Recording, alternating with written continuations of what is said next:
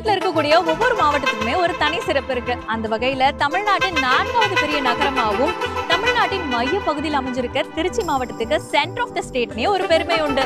பண்டைய நாட்டை ஆண்ட மூவேந்தர்களான சேர சோழ பாண்டிய மன்னர்களால் ஆட்சி செய்யப்பட்டு காவிரி நதி ஓரத்துல கம்பீரமா அமைஞ்சிருக்கிற நம்ம திருச்சி மாவட்டத்துல தான் இருக்கும்.